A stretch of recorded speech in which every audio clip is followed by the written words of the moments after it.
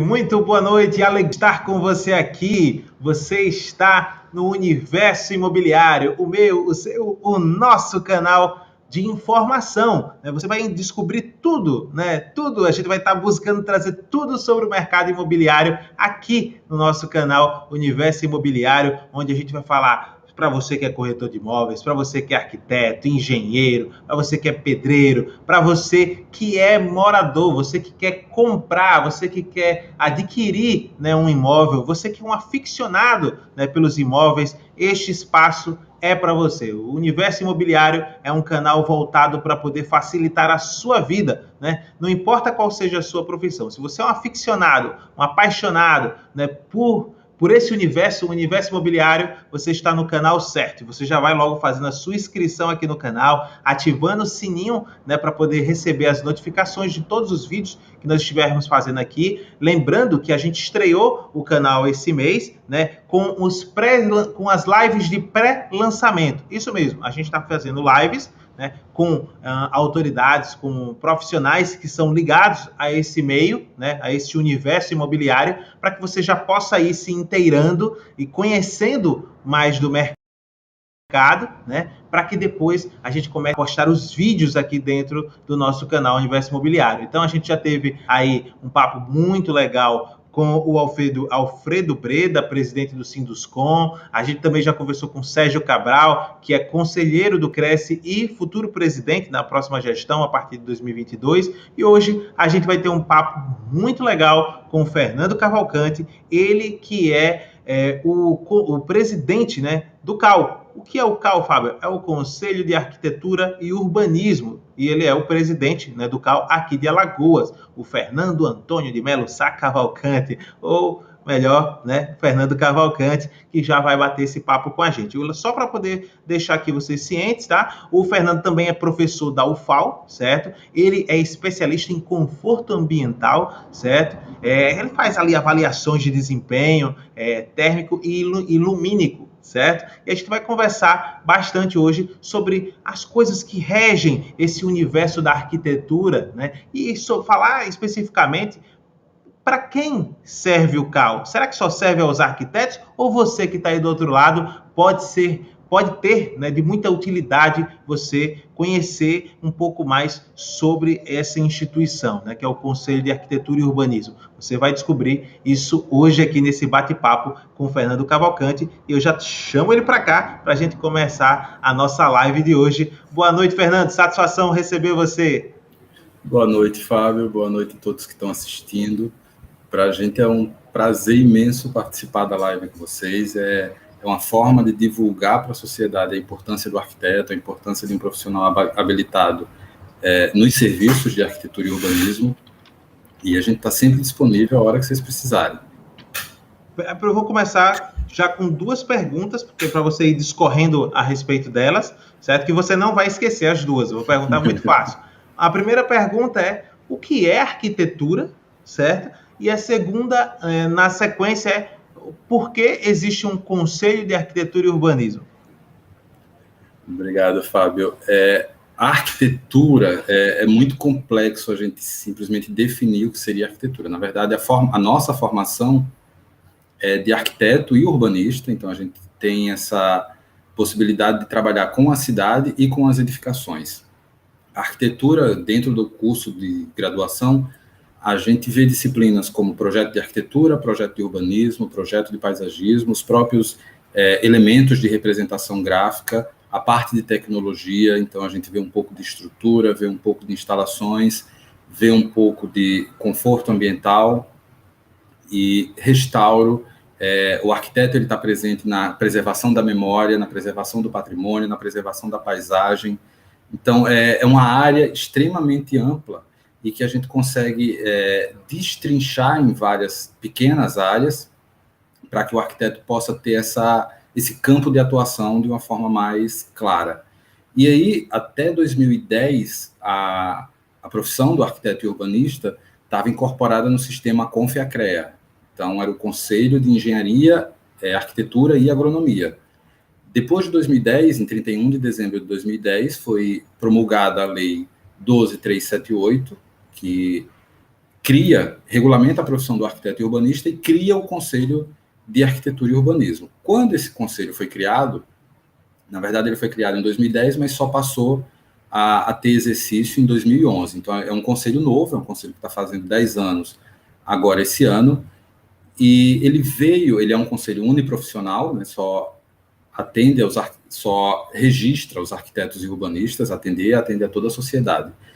E serve para regular, fiscalizar, orientar os arquitetos e, mais do que isso, garantir um exercício profissional de qualidade. Existe um CAU, um Conselho de Arquitetura e Urbanismo, em cada estado, mais um no Distrito Federal.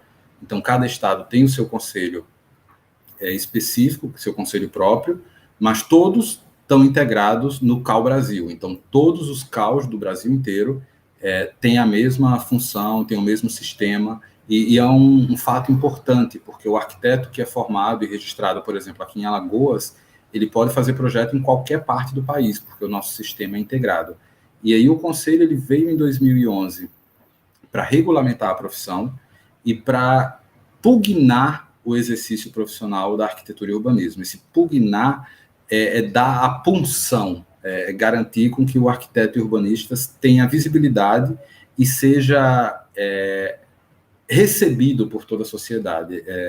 Uma coisa que é muito importante a gente lembrar é que a gente precisa tirar essa imagem de que o arquiteto é uma profissão estética, é uma profissão cosmética. O arquiteto ele é uma profissão necessária, é uma profissão que precisa estar disponível para toda a parcela da sociedade, para todo mundo, e não somente para uma determinada parcela, porque muita gente não conhece as atribuições do arquiteto e urbanista, muita gente tem uma imagem errada da profissão do arquiteto e urbanista, então acho que vale a pena a gente falar para toda a sociedade e dar esse estímulo para que se contrate um arquiteto e urbanista, porque ele é mais barato do que a gente pensa. Às vezes a gente faz alguma obra sem um arquiteto e sai muito mais caro do que se contratar um arquiteto. A célebre frase, né? O barato sai caro, né? Então, acontece muito disso. E aí, vamos justamente esse bate-papo aqui, essa live de hoje, é para que a gente possa desmistificar, né, os conceitos relacionados à arquitetura, para que a gente possa dar luz.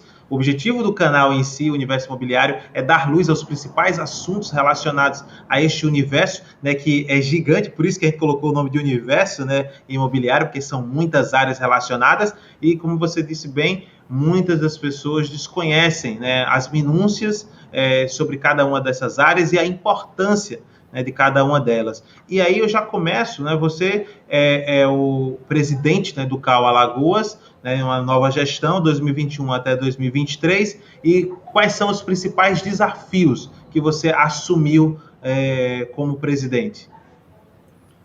Fábio, o grande desafio ainda do Conselho, por mais que a gente tenha 10 anos, a gente ainda não conseguiu fazer essa comunicação eficiente com a sociedade. A gente tem tentado, e o CAU Alagoas é um dos CAUs que mais tem conseguido, mas ainda assim a gente ainda precisa trabalhar muito nesse sentido.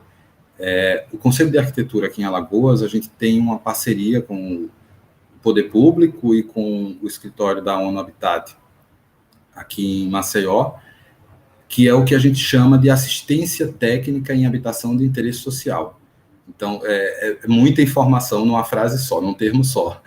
A habitação de interesse social é uma habitação para uma população com uma renda mais baixa, uma população hipossuficiente economicamente, e a assistência técnica é um apoio que os profissionais de arquitetura e urbanismo, ou os profissionais de construção civil, vamos ser melhor, se expressar melhor, devem ofertar para essa população. Então, às vezes, quando eu estava falando que a população não tem conhecimento do papel do arquiteto e das funções do arquiteto, do conhecimento do arquiteto, é justamente isso. Eu tinha comentado da lei de criação do CAU, mas tem uma outra lei que é anterior a ela, que é a Lei 11.888, que é de 2008, que garante essa assistência técnica gratuita para a população que tem renda de até 3 salários mínimos, renda familiar de até 3 salários mínimos. Então, essa lei, ela obriga, vamos chamar assim, o poder público a pagar um arquiteto ou um profissional de construção civil para que essa família faça alguma reforma em casa. Então, às vezes as pessoas desconhecem isso, as pessoas desconhecem que têm acesso, têm direito a um profissional habilitado e às vezes acaba fazendo alguma reforma, alguma alteração no seu imóvel ou na sua habitação de forma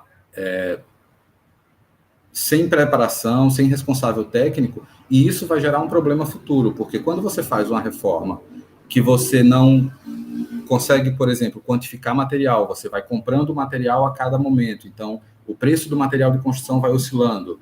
Às vezes você constrói um determinado elemento, não vou nem falar de cômodo, porque às vezes é só uma parede, um determinado elemento, esse elemento fica mal construído, você tem que derrubar e fazer de novo.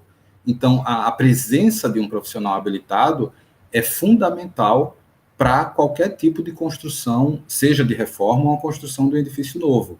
Em 2015, o Conselho de Arquitetura e Urbanismo do Brasil fez um censo e constatou que 85% de todas as construções que são feitas no Brasil, 85% não tem profissional habilitado, porque é uma população que acredita que o profissional habilitado é caro, que acredita que o arquiteto é caro, quando, na verdade, a gente sabe que o arquiteto ele tem diversas possibilidades de trabalho, diversas áreas de atuação, e que a gente consegue atuar em qualquer parcela da sociedade sem ser tão caro. E quando a gente vem, 85% no Brasil, né? Mas quando a gente vem para Alagoas, é praticamente 90%, é quase 90%, é 89, alguma coisa, por cento das construções que são feitas em Alagoas são autoconstruções.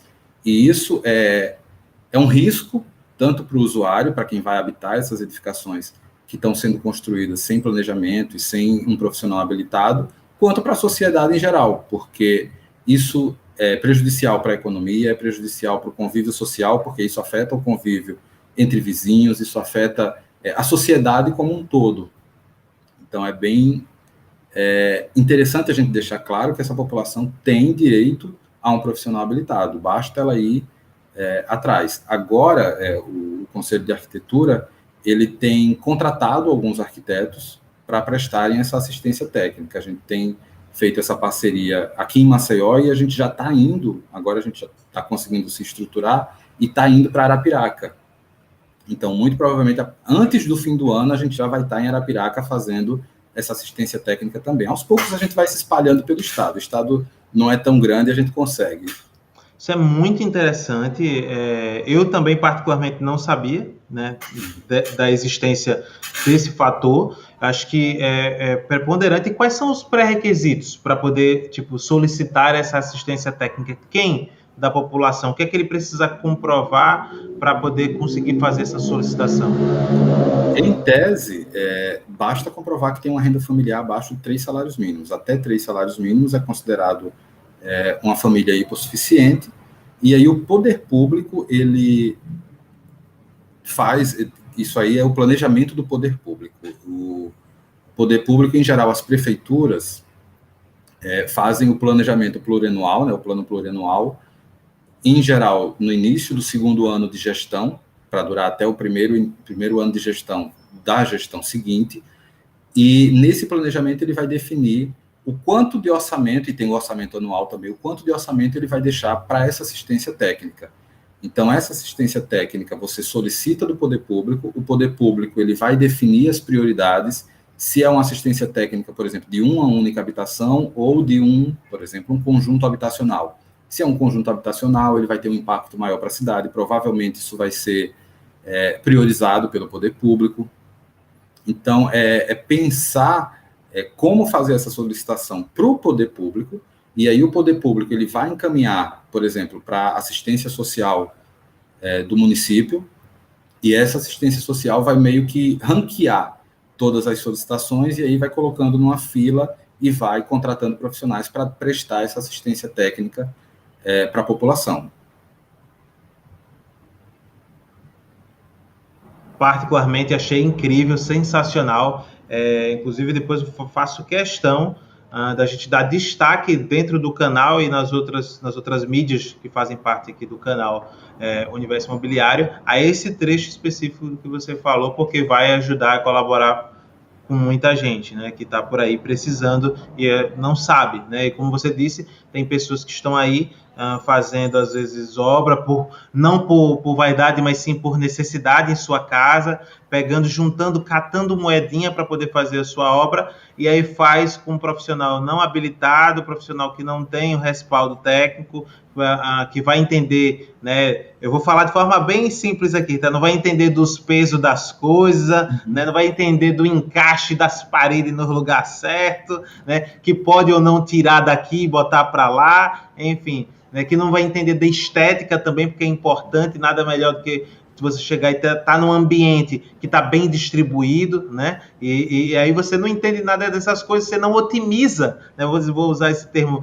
que é um termo mais atual, você não otimiza, né, os seus espaços, não otimiza a sua casa, e você está deixando, né, de lado algo que você poderia recorrer, já que se você está ali enquadrado dentro dessa questão dos 3 salários mínimos e os outros pré-requisitos que você tem. Então, acho louvável essa iniciativa, e olha só o poder da informação, né? Nada como uma informação. Inclusive aqui o F2 Representações colocou aqui, muito interessante essa solicitação técnica. Realmente achei genial, fantástico. Fernando, dando sequência aqui a essa nossa live, né, falando aqui sobre, especificamente sobre o CAU nesse momento, né, que é esse Conselho de Arquitetura e Urbanismo. Você já falou, frisou, né, que são 10 anos aí de história, ainda, vamos dizer assim, que ainda está engateando, né? É tudo muito novo, e estão buscando comunicar cada vez mais para a sociedade, para as pessoas entenderem, né, o papel do CAU. Eu vou mostrar agora, eu não ia mostrar isso, eu acabei de separar aqui, quem sabe faz ao vivo, vou compartilhar aqui algo, certo? Deixa eu ver se eu consigo aqui compartilhar, espera aí, deixa eu compartilhar aqui, deixa eu pegar aqui só um pouquinho aqui, vou compartilhar algo aqui que eu achei interessante para mostrar, deixa eu ver se vai abrir, não quer abrir, deixa eu compartilhar a tela inteira, só para poder mostrar, vamos lá. Eu vou me mostrar aqui, vai ficar aparecendo eu em looping, mas eu vou mudar aqui. Fernando, só me responde se você está vendo agora uma casa no YouTube. Pronto. Eu vou abrir em tela cheia e vou soltar aqui. Eu peguei agora, foi de improviso, tá? Vamos lá ver. Olha só. A casinha. Parece mesmo uma casa aí de 1, 2, 3 andares, né? Tá tranquilo, tô na rua aqui, moro aí de manhã, tô na minha casa, 10 horas da manhã, de boa, tranquilo. Opa, já vi ali uma fardazinha ali, Defesa Civil por perto, o que é isso? O que tá acontecendo, né? E aí, só mais um segundo, tá? Eu vou tomar ali uma água, volto já. Peraí, vou só tomar uma água aqui na minha casa. Calma, eu estou passando aqui com o meu vizinho, deixa eu só mais uma pausa aqui para conversar um pouquinho, né? E aí a pessoa está ali conversando, o vizinho saí de dentro de casa, estou aqui só batendo um papo, e de repente, olha só o que acontece, meu Deus do céu. Eita, o vizinho também perdeu a casa, pode ter morrido, enfim. Né? Uma construção que não deu certo, né? Uma construção que não deu certo, Fernando. O que você acha? Esse tipo de coisa parece que nunca vai acontecer com a gente, né? Mas tem sido meio que corriqueiro. Vira e mexe, aparece uma história dessa no Brasil, né? Tem aparecido mais do que a gente imagina. E não é um caso isolado, isso que você mostrou. Eu lembro, se eu não me engano, essa casa aí era em São Paulo. E o que acontece? Hoje a gente tem uma população que tem migrado muito da área rural para a área urbana, então tem vivido nas cidades, porque é onde se tem emprego e onde se tem mobilidade, onde se tem acesso à saúde, educação, transporte, e essa população nem sempre tem um poder aquisitivo bom ou elevado, e vai se instalar provavelmente próximo em lugares que tenham mobilidade adequada, que passe um ônibus perto, que consiga ir e voltar, e o solo ele acaba saindo caro. E essas famílias já estão nas cidades, o êxodo rural foi lá da década de 70, né? Então essas famílias já estão na cidade há pelo menos uns 50 anos. E essas famílias crescem. Então, foi a avó que veio, que teve o filho, que casou, que teve um outro filho, que casou e que já tem filho. Então, como o solo é caro, as pessoas tendem a expandir os seus imóveis, e não dá muito para expandir para o lado, vai expandindo para cima. Começa a empilhar, né? Vai empilhando. Nesse empilhamento, a gente vai ter uma sobrecarga. Por isso que é importante ter um profissional habilitado nessas edificações. Eu não sei se você lembra que teve um desabamento, se eu não me engano, em 2012, de um prédio no Rio de Janeiro. O edifício Liberdade, acho que era um edifício de 20 andares, foram 17 pessoas que faleceram, e esse desabamento específico gerou a criação, provocou, né, a criação de uma norma, que é a NBR 16280, ela trata especificamente de reforma.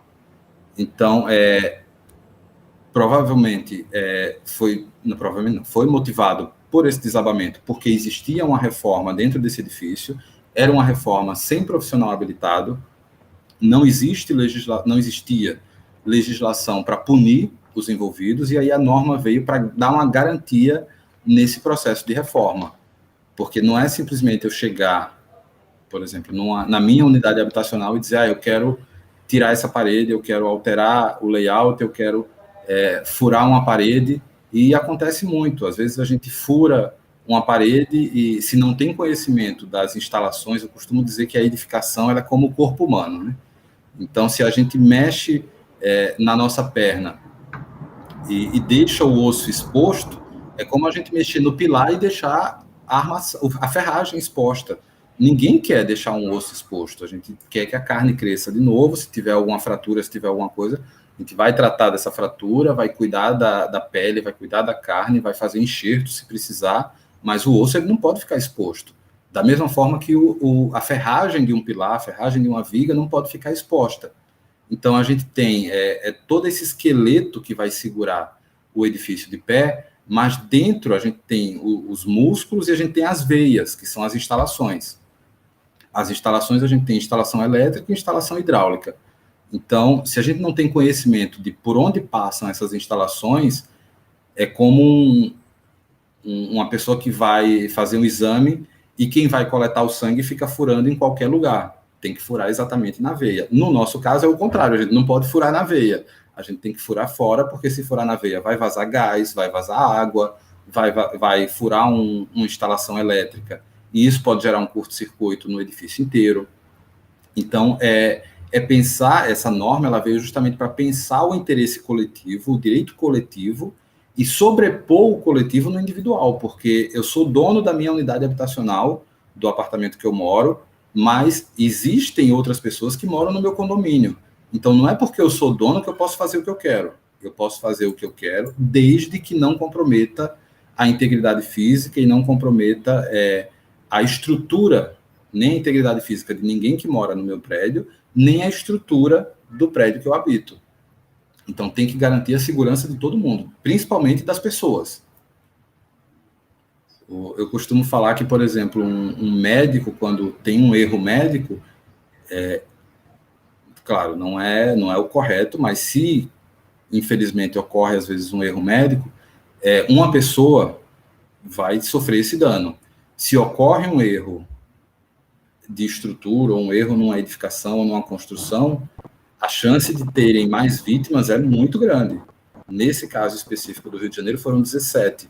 Mas a gente tem exemplos de outros edifícios que desabaram, outras edificações que desabaram, e que foi mais gente ou que foi menos gente, mas, em geral, é uma população grande que é atingida por qualquer desastre em virtude da falta de responsável técnico nos processos de reforma. Será que o brasileiro, ele meio que acredita muito, piamente, que nunca vai acontecer com ele, para que ele continue fazendo essas coisas? Você acabou de falar aí sobre viga, uma areia, né, não sei, exposta, tal, de sair mexendo a água, a energia, enfim, tantas outras coisas que podem ocorrer ali. E o que acontece? Muita gente, tipo assim, vou começar a fazer, às vezes, ela própria, não é nem contratar ninguém, tipo, o faz tudo de casa, né? Não, meu marido, ele entende de tudo um pouco, ele é desenrolado demais. Aí ele vai lá, pega a furadeira e sai metendo a furadeira nas paredes sem nem saber o que é. O brasileiro é meio loucão, né? O brasileiro vai lá e aí não sabe por quê. ainda dizem, inclusive, que os homens morrem mais cedo por conta dessas coisas, né? Vai lá e mete a furadeira, morre eletrocutado e não sabe por quê, né? Pois Ainda é, tem essas outras coisas, né? Que não vai causar um problema para si, né? Que esse fato que eu falei vai acontecer para si. Mas tem o coletivo, como você falou, que é o que vai, tipo, impactar a pessoa do vizinho, né? Enfim, as pessoas do lado. Aqui em Maceió, agora, esse ano, né?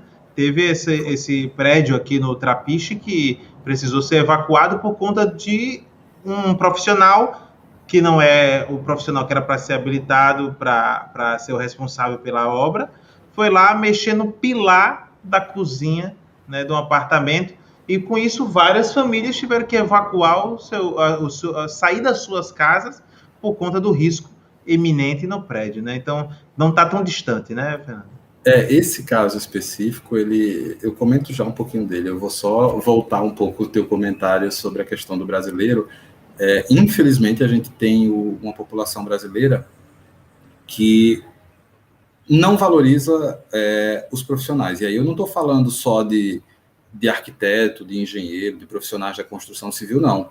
O brasileiro é a população mundial que mais se automedica, então a gente não, vamos dizer assim, que a gente não valoriza a profissão do médico. O brasileiro é a população que, se precisa de um psicólogo, tem uma certa resistência em ir. Então, a gente sempre acha que não precisa de outra pessoa para nos ajudar. A gente não sei por que a gente, enquanto brasileiro, tem esse pensamento de que a gente consegue fazer tudo. Mas não é assim, né? A gente sabe que tem profissionais que estudaram para isso, que tem profissionais específicos para determinadas funções, e a gente precisa garantir que esses profissionais promovam o bem-estar social. Os conselhos, não só o de arquitetura, mas os conselhos, eles existem para dar garantia à sociedade, para fazer com que a sociedade entenda da importância dos profissionais e tenha uma segurança no exercício dessas profissões. E aí a gente chega, no caso aqui, nesse ponto específico do prédio do Trapiche, que foi, se eu não me engano, foi no meio do ano. E não faz muito tempo, acho que faz uns 3 meses isso, né? E a gente chega num cenário em que um proprietário, é aquela coisa do direito individual e o direito coletivo. O proprietário era dono daquela unidade habitacional, então ele achou que poderia fazer tudo, fazer o que quisesse naquela habitação. Mas nem sempre é assim, a gente precisa fazer com responsabilidade. E entra a história do barato sai caro, porque a ferragem ficou exposta, a estrutura do prédio ficou comprometida, a ideia que ele tinha de tirar o pilar, quando você vai fazer todo esse conserto, vamos chamar assim, você tem que fazer todo um capeamento e o pilar ele vai ficar mais espesso. Então, se ele queria tirar um pilar, agora ele tem um pilar mais largo. Então, o conserto saiu pior do que foi feito. Então, se tivesse sido procurado um profissional de engenharia ou arquitetura antes, se tivesse sido procurado um responsável técnico que pudesse assinar essa obra, que pudesse garantir segurança nessa obra, com certeza isso não teria acontecido. A pessoa teria chegado e dito, esse pilar tem esse problema, se fizer isso vai acontecer isso, então vamos fazer o projeto nesse sentido de garantir a qualidade e a segurança estrutural de todo o prédio. E a pessoa precisa entender essa importância de sobrepor o direito coletivo ao direito individual. Quando a gente mora numa habitação coletiva, porque querendo ou não, um edifício vertical, ele é uma habitação coletiva. Você tem a sua unidade lá, mas a edificação, ela vai incorporar outras unidades. Tem edifícios que vão ter... ele vai ser coletivo desde 2 unidades até 300, 400 unidades numa torre de edifícios, a depender de como a gente vai trabalhar. Então, não dá para a gente sobrepor o direito individual. Você está no seu direito individual, mas o seu direito individual não pode limitar o direito da coletividade.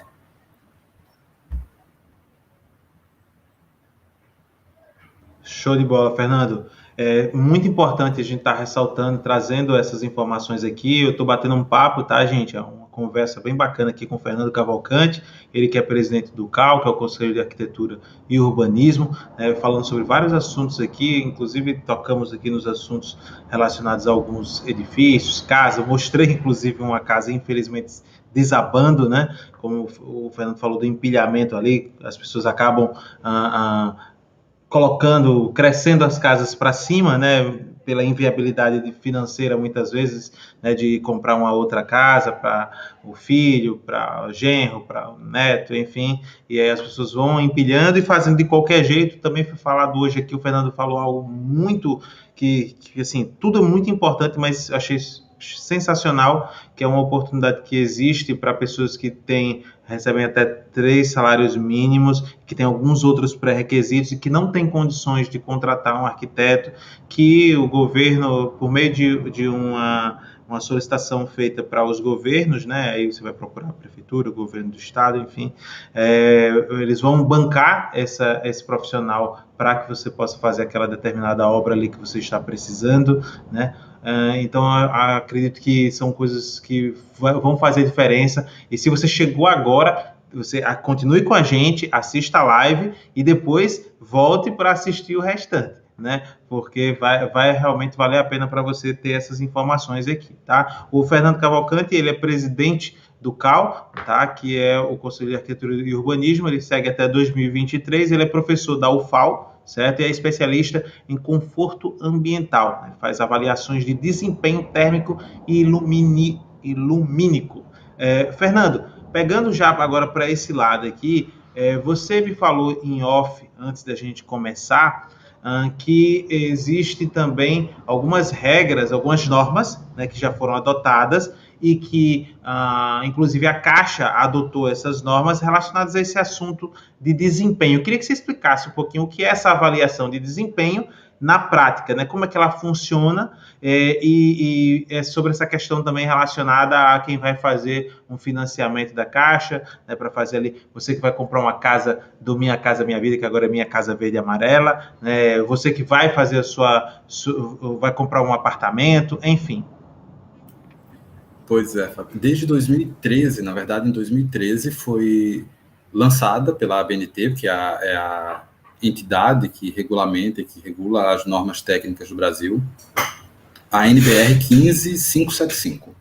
Então, é a 15575. Ela trabalha especificamente com desempenho de edificações. Desempenho de edificações. Ela começou sendo de edificações residenciais, mas hoje em dia ela é desempenho de edificações. E aí essa norma, ela é uma norma muito, vamos dizer assim, muito querida e muito cara para a gente, porque a gente lutou muito, a gente enquanto profissional da construção civil, a gente lutou muito por essa norma, porque eu costumo dizer que o arquiteto, ele é o profissional que entende de estrutura, que entende de estética, que entende de história, que entende de paisagismo, que entende da cidade, que entende de dinâmica de vida. E essa dinâmica de vida faz com que o arquiteto ele seja um profissional que vai garantir a qualidade de vida da população.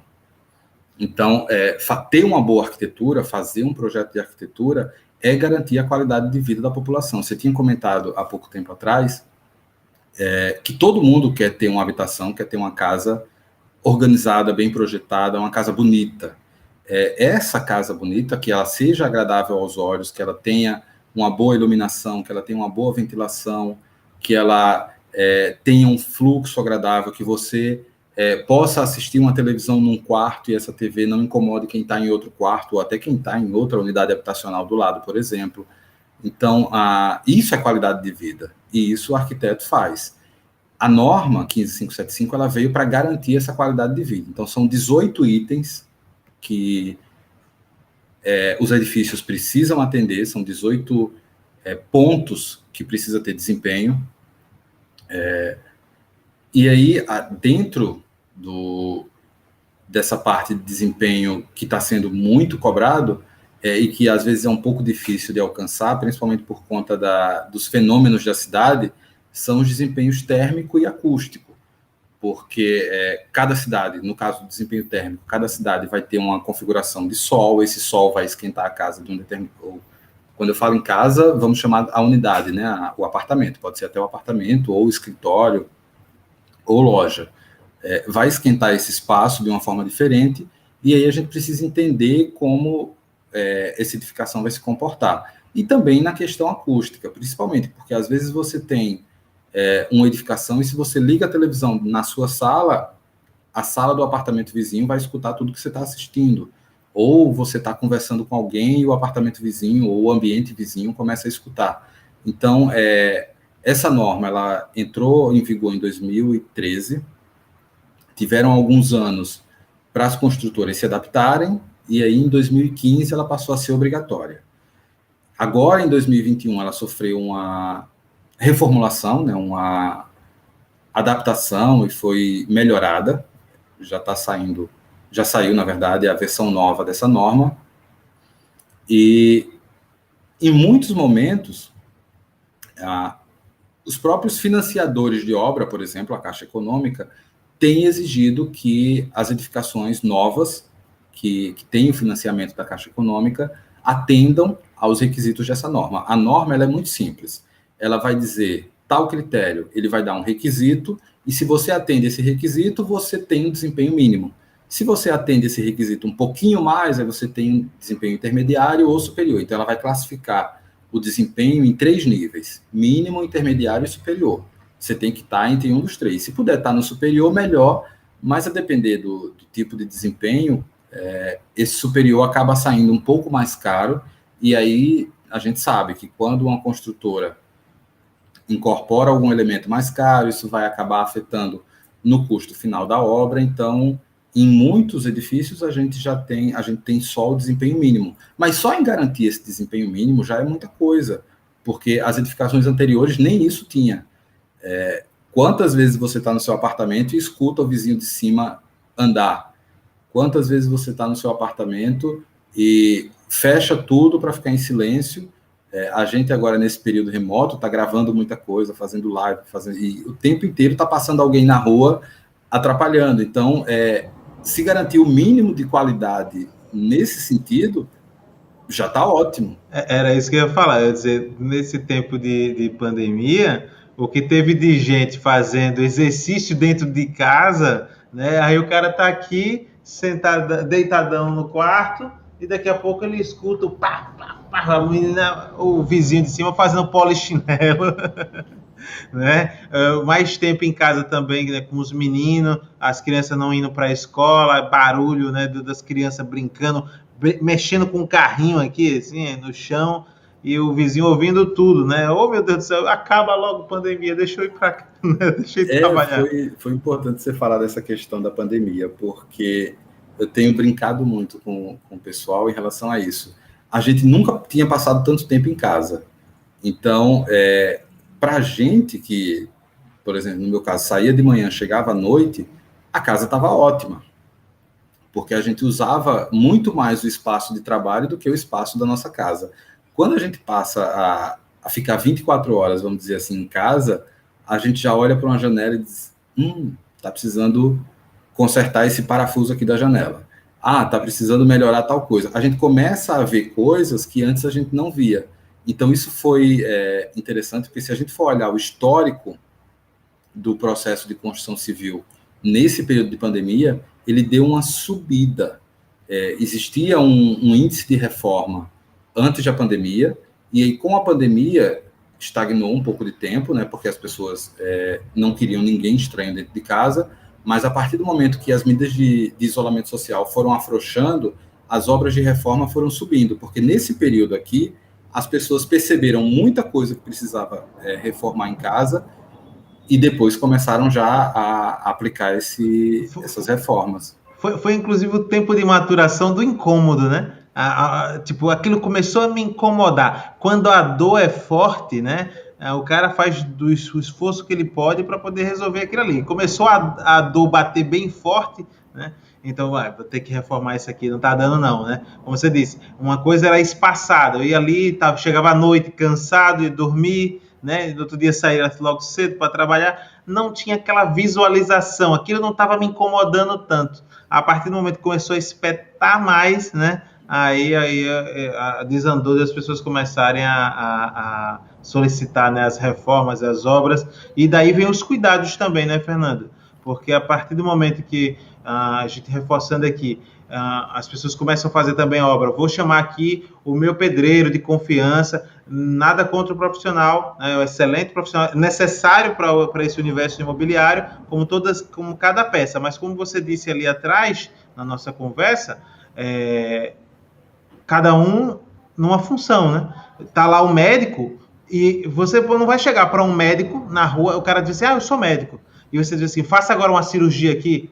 Não. Se ele não for cirurgião, dificilmente ele vai fazer a cirurgia, né? Você vai chegar no ortopedista e dizer assim, não, porque eu tô com uma dor aqui, o queimou, uma gastrite. Não é a especialidade dele, né? Então, cada pessoa com a sua área, inclusive até na própria arquitetura, acredito eu, que existem várias subdivisões, né? Pessoas que são mais especialistas nisso e outras mais especialistas naquilo outro, né? Então, o respeito às atividades profissionais e que são para a sua segurança são essenciais nesse momento da pandemia também, né, Fernando? Pois é, o Conselho de Arquitetura ele vem justamente para garantir essa segurança da população. Uma coisa, antes de eu comentar essa questão dos profissionais, eu tinha comentado que a arquitetura é qualidade de vida e a arquitetura é qualidade de vida. Quando a gente fala, por exemplo, de que as pessoas mudaram e aumentaram o número de reformas nas habitações, é porque a arquitetura precisa estar presente nesses momentos. A arquitetura ela vai garantir a qualidade de vida, principalmente no convívio social. Eu não tenho esse dado estatístico, mas eu chutaria dizer que 95% das brigas dentro de um condomínio são ocasionadas por problemas acústicos. Um vizinho barulhento, ou algum barulho na estrutura ocasionado temporariamente, ou uma obra. Então, o problema acústico dentro das edificações, ele incomoda muito, porque o ruído ele vai gerar problemas de saúde, né? Se você fica muito exposto a um ruído indesejado, você passa a ter dor de cabeça, você passa a ter estresse, você, vamos dizer assim, você sai de si. E aí precisa ter um profissional habilitado para fazer essas reformas. Quando a gente fala do profissional, por exemplo, eu vou fazer uma reforma na minha casa e vou contratar um pedreiro da minha confiança. Existem pedreiros que fazem reforma muito, muito bem, e que têm um know-how, vamos dizer assim, para desenvolver muita coisa, para produzir muita obra. Mas a gente está falando de segurança jurídica. Então, você precisa ter um responsável técnico que assine, porque se você não tem essa formação profissional, essa segurança jurídica tem a ver com formação profissional, com tempo de estudo. Claro que a escola da vida é uma escola excepcional, mas a gente precisa de uma formação formal no Brasil para garantir que haja uma responsabilidade técnica desses serviços de reforma que vão ser produzidos. Então, nesse caso, é o engenheiro e o arquiteto. Quando a gente pensa em fazer qualquer reforma, a não ser que você vá, por exemplo, vou pintar uma parede, não vai ter impacto nenhum na estrutura, e nesse caso você pode chamar um pintor, por exemplo. Coisas pequenas que não afetem a estrutura, você consegue chamar um profissional habilitado, um profissional capacitado, vamos chamar assim. Mas qualquer outro tipo de reforma, se você vai trocar piso, se você vai tirar ou inserir parede na edificação, se você vai, inclusive, colocação de mobiliário fixo, a gente precisa ter um profissional habilitado. Se você vai abrir ou fechar vão, se você vai trocar um forro, se você vai mexer nas instalações elétricas, nas instalações hidráulicas e sanitárias, nesse momento a gente precisa de um responsável técnico.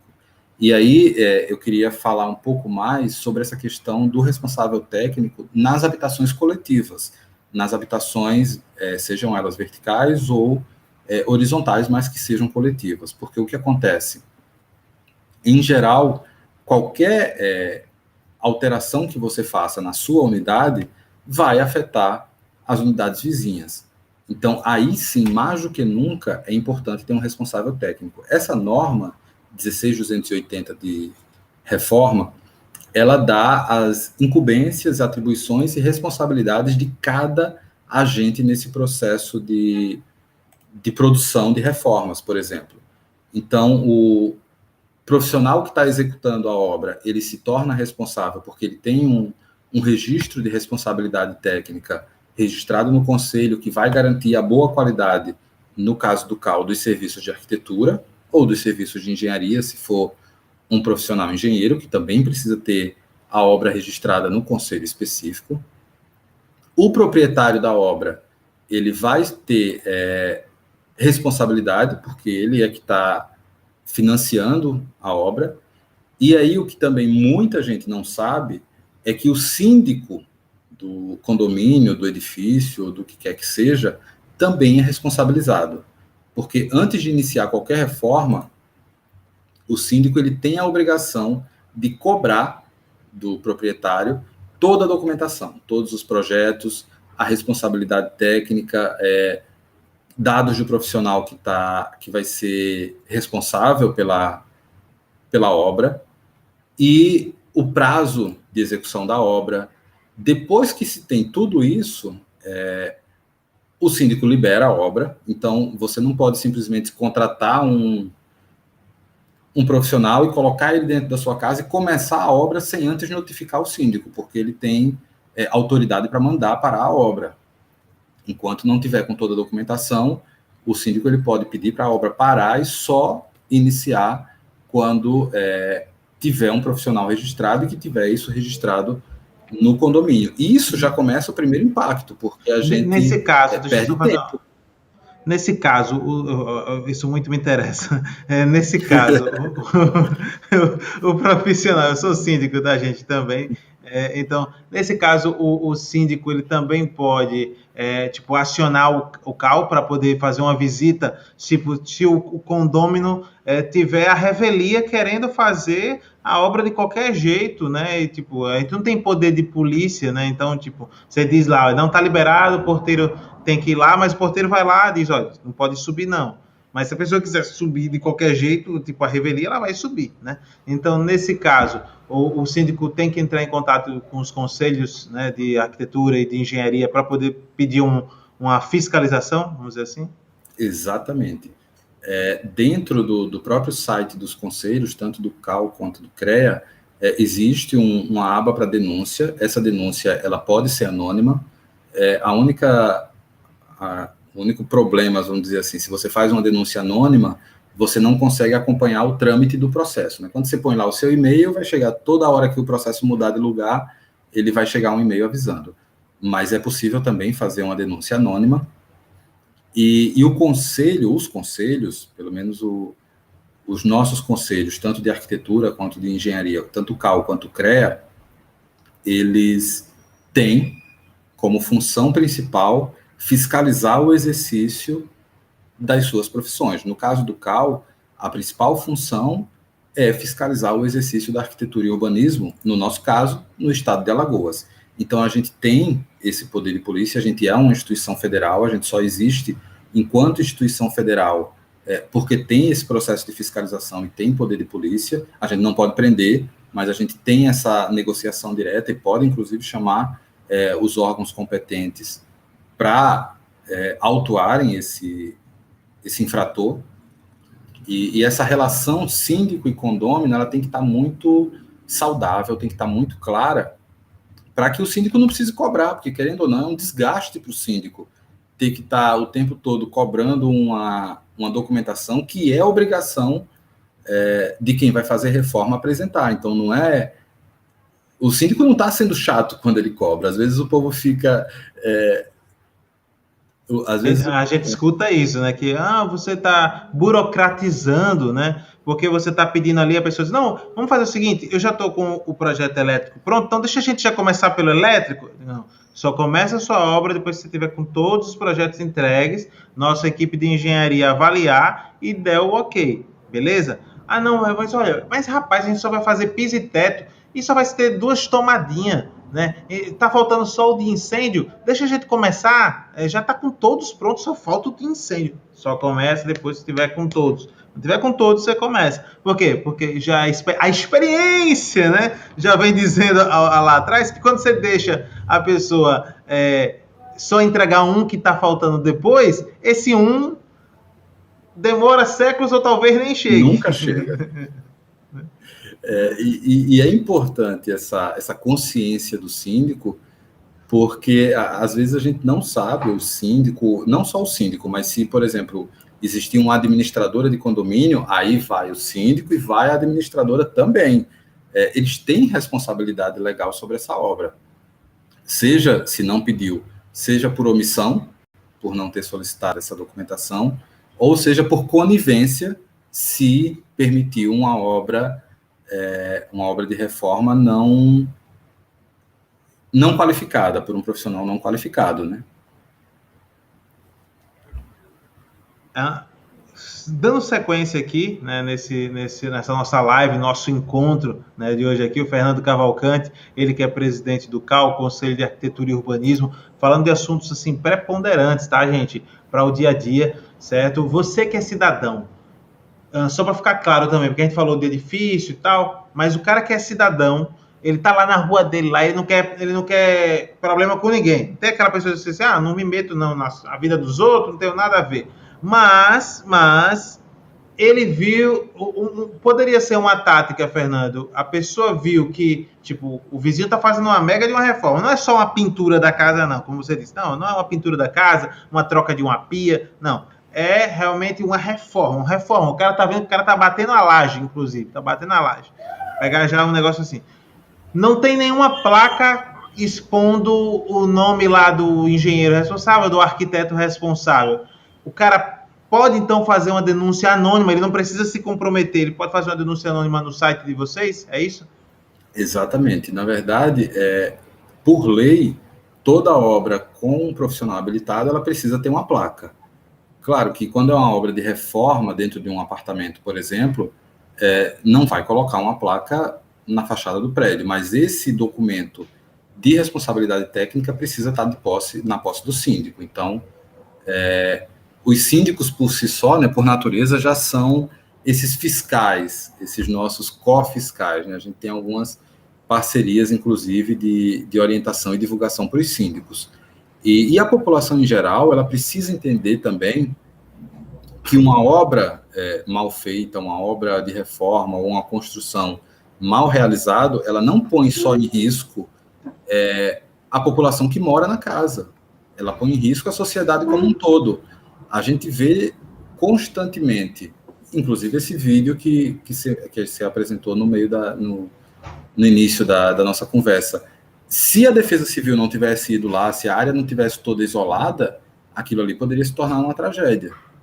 Então, é muito complexo. Se a gente tem essa responsabilidade, se a gente tem essa consciência, é só entrar lá no site do CAU, dizer, no endereço tal tem uma obra assim, assado, e não tem responsável, ou aparentemente não tem responsável técnico.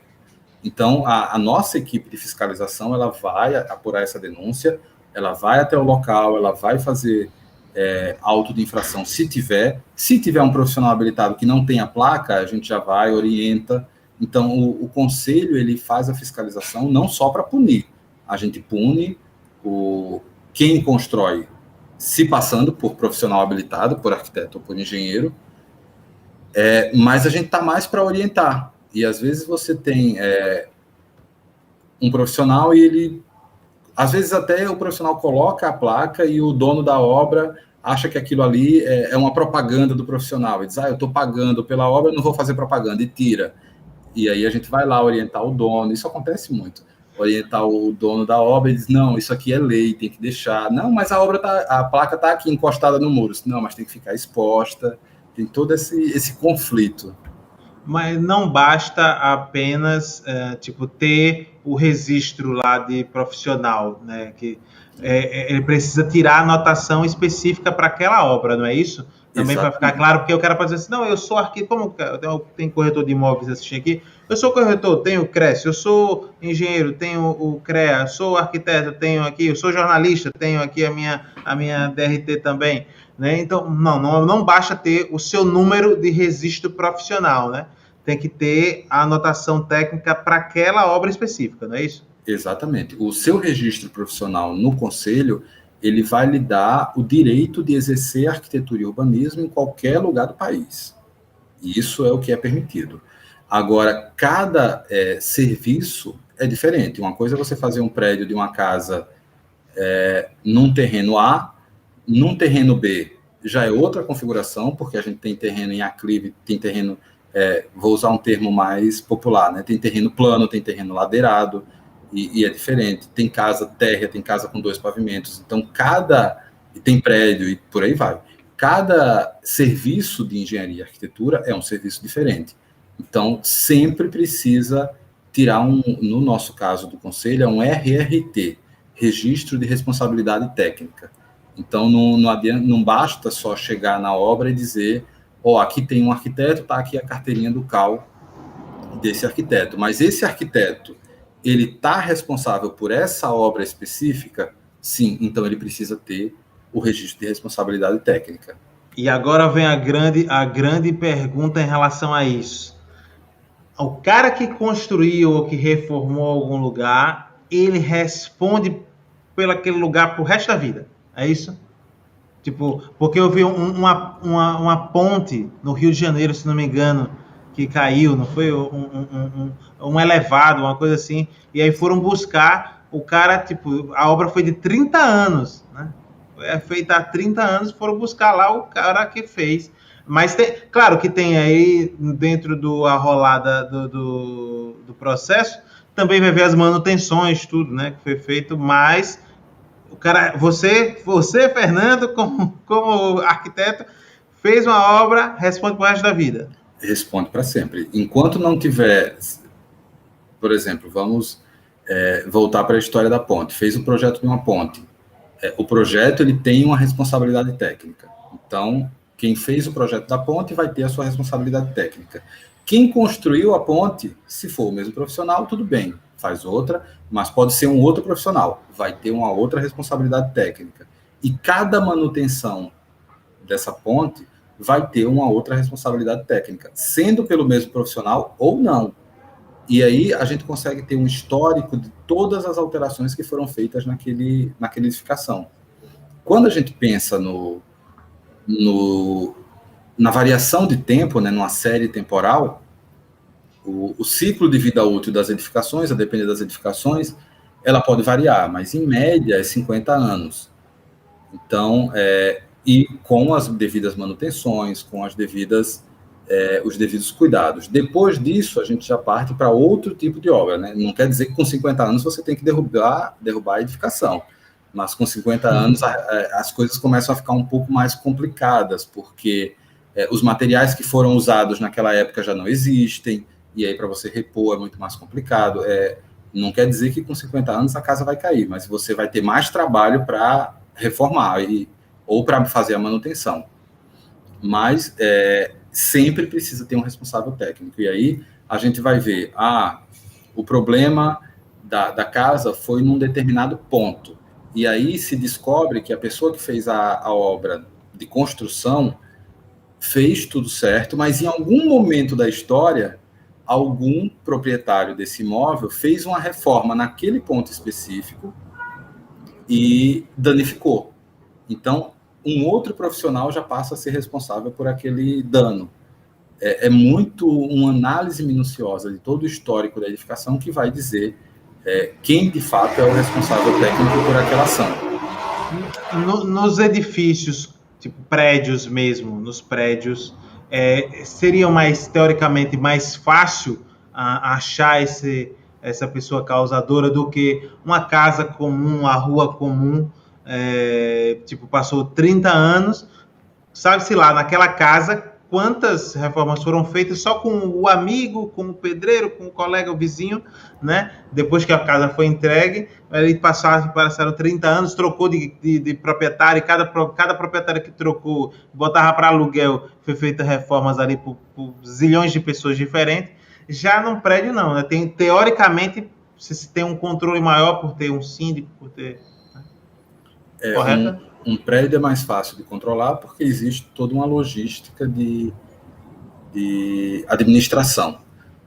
E o problema também das casas numa rua um pouco mais distante, eu nem sempre numa rua um pouco mais distante, né? É aquilo que eu tinha comentado. Se a gente tem, no estado de Alagoas, 90% das construções sendo produzidas como autoconstrução sem profissional habilitado, como que a gente vai garantir a segurança da população em geral?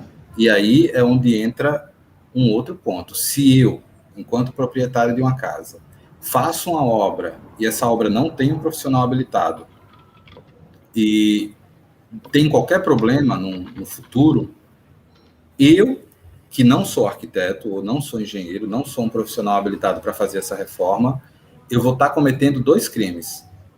Porque o primeiro é que eu vou construir sem um profissional habilitado, então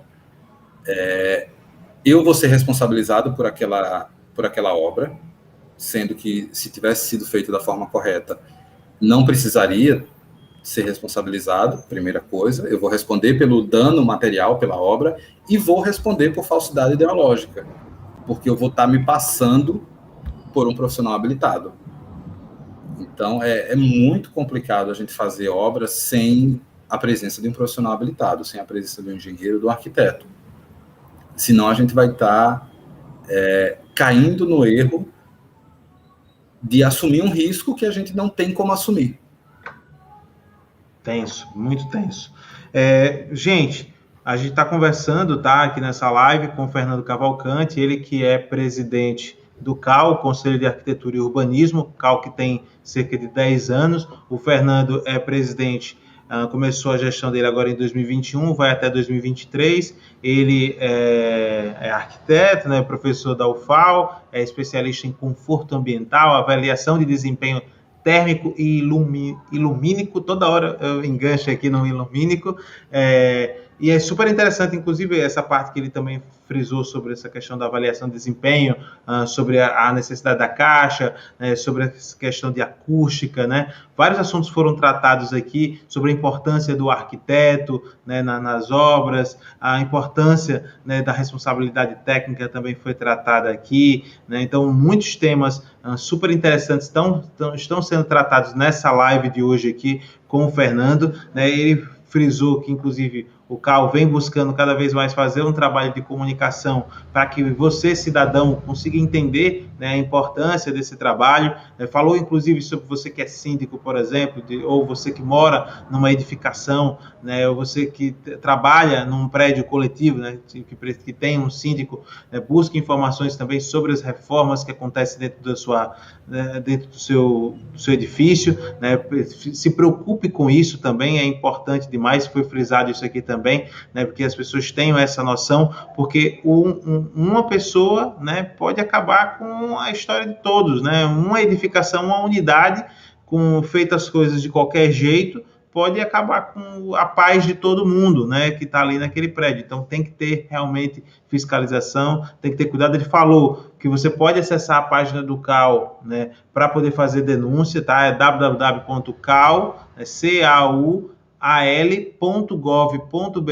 tá? E lá você vai poder fazer, inclusive, a sua denúncia, sem precisar se identificar, tranquilamente lá. Se você viu, inclusive, na rua que você mora, né, que está tendo uma obra, você desconfia que aquela obra ali não tem um responsável técnico, que só foi um pedreiro que está fazendo, né, e o cara está fazendo ali uma laje, enfim, está trocando paredes de lugar, mexendo com a estrutura ali da casa, e que pode comprometer, né, causar danos aqui para você, né, morador ali daquela rua, enfim, para as pessoas. Alguém pode morrer, inclusive, né, por conta de um serviço mal executado, né? E aí eles vão lá e fazem a fiscalização, eles têm um poder de polícia, né? Então eu fiz um resumo aqui dessa nossa live de hoje aqui com o Fernando Cavalcante. A gente já chegando à nossa reta final aqui, tá?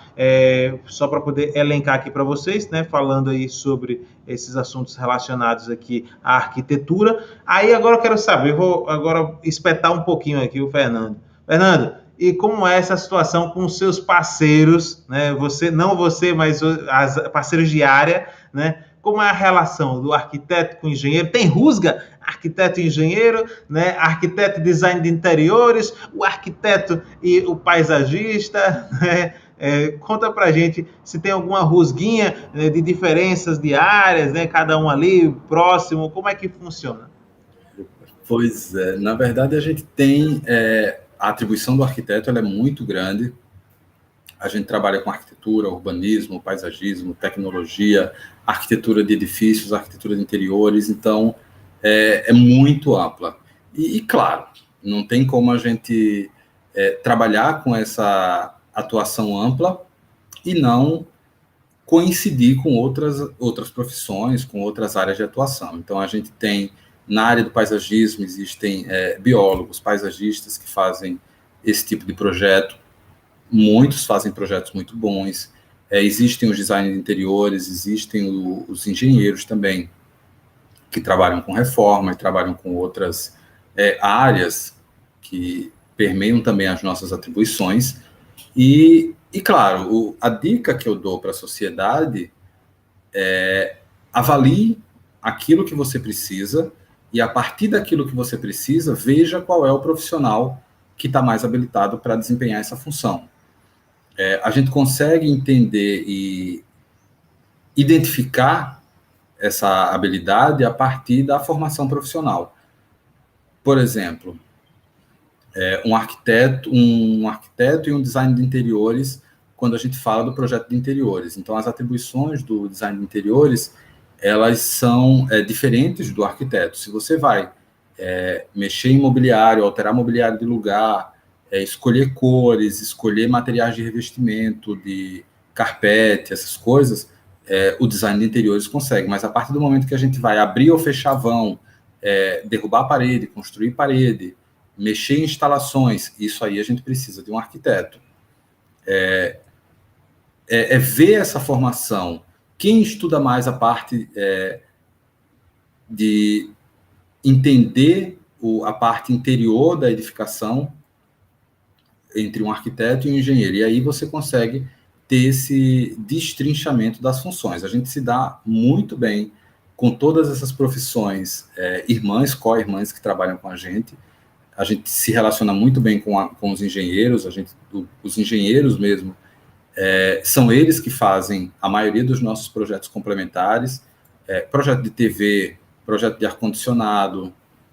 Se a gente for analisar, o arquiteto e urbanista, ele até poderia fazer ele tem habilidade para fazer um projeto de ar-condicionado, mas o engenheiro civil ou o engenheiro mecânico, ele tem uma formação maior nessa área. Então, a depender do tipo de edificação, se é para especificar um ar-condicionado de janela, um split, é tranquilo, mas quando a gente trata de ar-condicionado central, então ver se o ponto-chave, por exemplo, do projeto de reforma é um ar-condicionado, então qual profissional que você vai chamar? Muito provavelmente vai ser um engenheiro mecânico.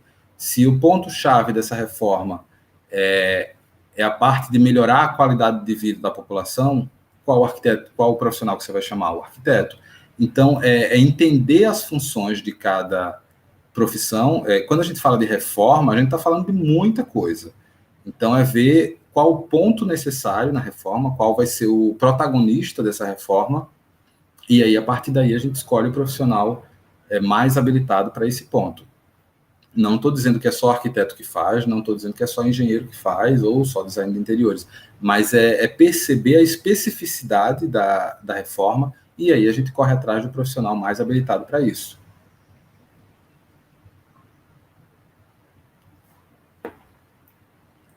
Estou aqui olhando o site do CAL, tá?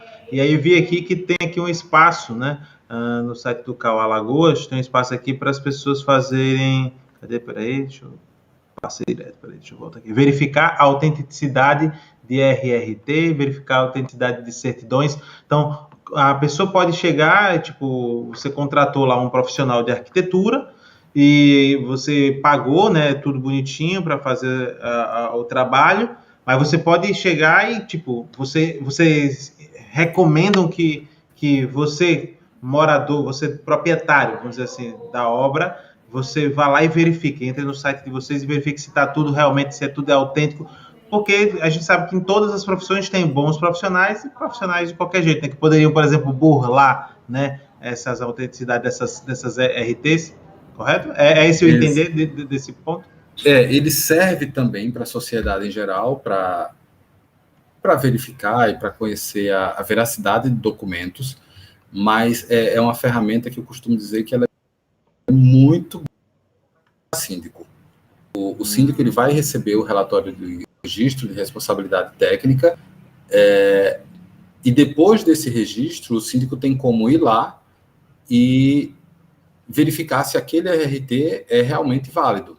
Porque, assim, o profissional emite o RRT, ele vem como rascunho, até que seja paga a taxa. Existe uma taxa que hoje é 97 e alguns centavos, e é reajustado pelo IPC, pelo INPC. Não diga que é pelo... Como é o nome do outro que está disparado? O IGPM. IGPM. Né? Não é ele. Né? E aí todo ano ele sofre uma alteração de valor, mas é uma taxa não muito grande, e os arquitetos vão lá e pagam. Então, às vezes você recebe um rascunho, mas a partir do momento que dá baixa, ele vira um RRT definitivo. Então, tem como a gente entrar lá e ver a veracidade do documento. Porque, como o CAL trabalha com boleto, às vezes demora uns 2, 3 dias para sair o RRT definitivo. Então, é o tempo de, às vezes, 2, 3 dias para iniciar uma obra é muito tempo. Aí o arquiteto já dá a entrada com o pré-RRT, mas aí, a partir do momento que sai o definitivo, ele já imprime e entrega. Mas essa função é basicamente para garantir a veracidade das documentações. Eu vi aqui também que tem o Ache um Arquiteto. Isso é interessante também esse espaço, né? Para você que está aí do outro lado, procurando informações e quer saber que tem alguém respaldado. Eu acredito que nessa sessão só vão ter os arquitetos realmente que estejam ok, né? Me diga, aproveitando esse mesmo gancho para você responder num bloco só, o CAL tem, tipo, uma avaliação, né, dos arquitetos, tipo, que recebem muita reclamação, tipo, denúncia, tipo, uma penalidade, ou algumas penalidades, tipo, notas, vamos dizer assim, aquele profissional ali já recebeu, fica um registro, por exemplo, olha, esse profissional aqui já está meio que manchado, né, tá com teve aqui tantos processos aqui relacionados à atividade dele, né, vamos dizer assim. Isso. Existe algo assim desse tipo? Existe internamente,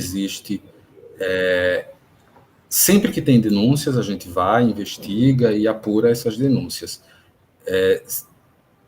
A função das fiscalizações não é só punir, é também orientar. Educar. É orientar a sociedade e os profissionais de um modo geral. Em geral, quando tem algum profissional que tem alguma não conformidade, né, alguma inconformidade, ele já corrige e toca a vida dele tranquila.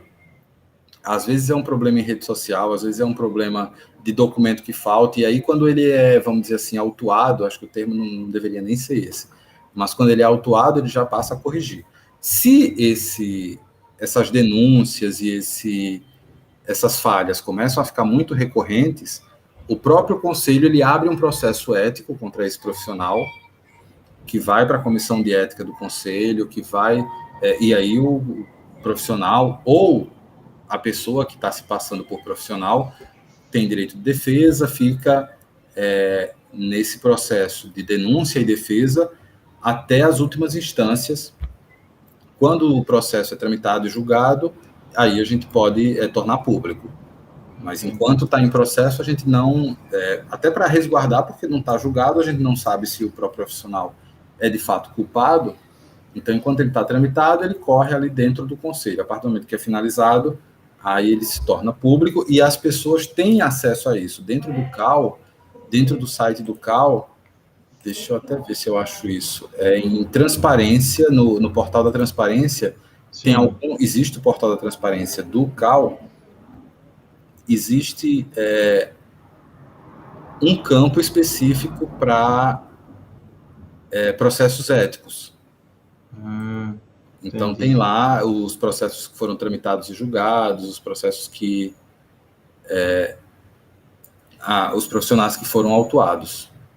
Bacana. Eu vi que tem muita coisa no site do CAL, assim, vocês estão bem munidos de informação, né, de conteúdo, né, para as pessoas. Por isso que eu ressaltei aí para quem quiser acessar, cal.gov.br, né, eu acho que vale a pena também. E eu só quero te agradecer, Fernando, por sua participação aqui com a gente, né, elucidando aí vários pontos. Espero que não seja apenas esse encontro nosso ao vivo, eu acredito que vão ter outros, né? Vamos lhe aperrear aí nesses próximos 2 anos aí que você ainda vai estar fazendo a gestão do CAL, né, para poder estar trazendo aos poucos mais informação para a sociedade, para a população, porque é fundamental, informação é poder, né, e vamos encontrar, inclusive, outras soluções criativas para a gente fazer isso juntos também, tá? Que o espaço do universo imobiliário é para isso mesmo, é para a gente levar conhecimento para a sociedade sobre esse universo imobiliário, e o CAL faz parte disso, então a gente vai querer contar muito com o auxílio de vocês nesse aspecto para colocar a informação como protagonista, né, desse espaço aqui, tá? E aí eu deixo agora um espaço aberto para você, para as suas considerações, né, e se quiser elencar algum ponto dos quais eu não tenha levantado a bola aqui para você cortar, né, que você fique à vontade para poder também frisar aí e passar as informações que você desejar. Muito obrigado, Fábio. Eu concordo contigo, eu acredito que não deva ser a primeira, quer dizer, a primeira, mas não deva ser a última, né? A gente tem muito assunto para conversar, tanto que a gente ficou conversando nos bastidores, conversando antes da live começar, e a gente já viu que tem muita temática lá na frente. Então, o Conselho de Arquitetura, o Conselho de Arquitetura e Urbanismo, e eu, enquanto pessoa, me coloco à disposição para a hora que vocês precisarem. A gente está disponível.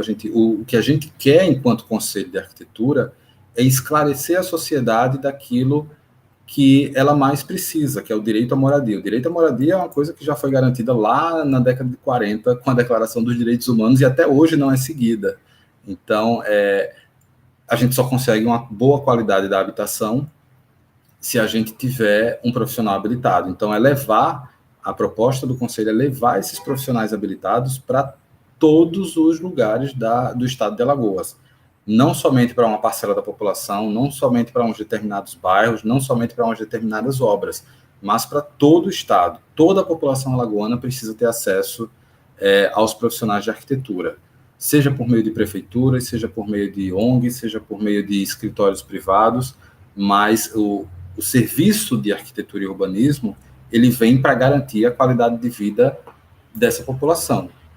Então, a hora que vocês precisarem, sabe que pode contar com a gente está aqui. Foi muito bom a gente conversar sobre reforma, porque é um ponto que a gente precisa esclarecer a sociedade, precisa esclarecer a comunidade em geral, da importância de um profissional habilitado, da importância de um profissional responsável por essa reforma, porque existe uma responsabilidade social, uma responsabilidade jurídica e uma responsabilidade documental sobre todo esse processo. Então, se isso é feito ao acaso, se isso é feito a toque de caixa, como a gente costuma falar, isso pode gerar um problema futuro, não só um problema financeiro, porque vai gerar aquela coisa do retrabalho, né? Você fez errado, faz de novo, e aí, com um profissional habilitado, você só precisa fazer uma vez e sabe que não vai dar problema. Às vezes você constrói, por exemplo, o famoso puxadinho que a gente tem. A gente constrói esse puxadinho e põe uma janela e depois descobre que essa janela não é boa porque a gente abriu a janela para um lugar que não passa vento, ou abriu a janela para uma área que não tem sol, então, ou que tem sol demais. Então, o arquiteto ele tem a capacidade de pensar esses espaços de uma forma mais ampla e multidisciplinar. E não é complicado contratar um arquiteto. Não imaginem que o arquiteto é um profissional distante da realidade de vocês, ao contrário. O arquiteto está presente, ele está disposto a atuar em qualquer espaço. E tem capacidade para isso. Show de bola. Excelente o bate-papo aqui, nessa nossa live com o Fernando Cavalcante. ele que é presidente do CAU, né, o Conselho de Arquitetura e Urbanismo. Só tenho a agradecer a você, Fernando.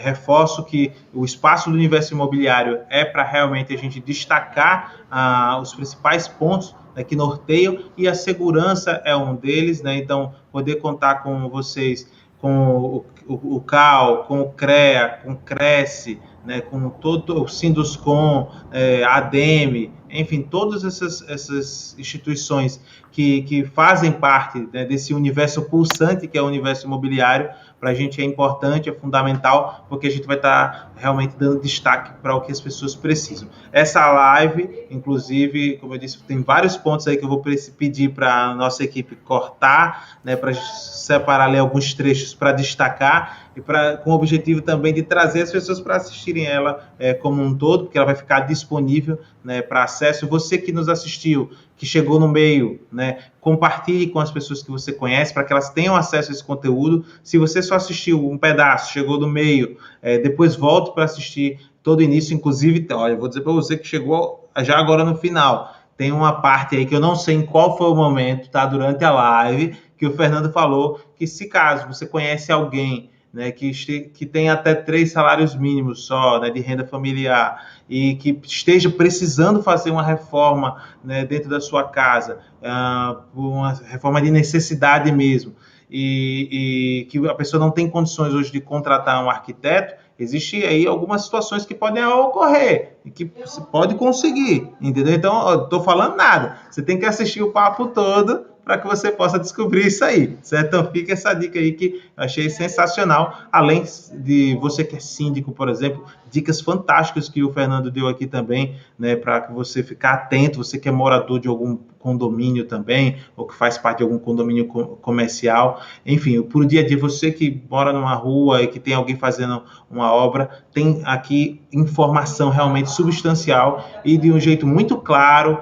né, para qualquer pessoa entender. O Fernando foi bem, falou para o leigo poder entender, né? Eu gostei do bate-papo por conta disso também, né? Essa live foi show de bola, porque o Fernando foi muito tranquilo, né, ao falar, e eu só tenho a agradecer, Fernando, pela sua disponibilidade de estar com a gente aqui, conversando numa segunda-feira, que é o dia, geralmente, que junta tudo ali, né, porque teve um intervalozinho de fim de semana, então às vezes a agenda da pessoa fica bem apertada, e você está conosco aqui, então só agradecer mais uma vez e reforçar, tá? Eu que agradeço, Fábio. Muito obrigado. Qualquer coisa, conte comigo.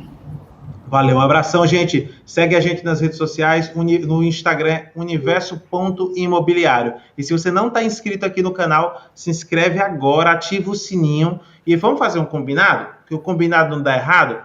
Manda para pelo menos 5 pessoas que você conhece a nossa live e coloca em pelo menos um grupo, beleza? Tá combinado? Abração, Fernando. Fica com Deus. Tchau, tchau. Valeu, pessoal. Um abraço.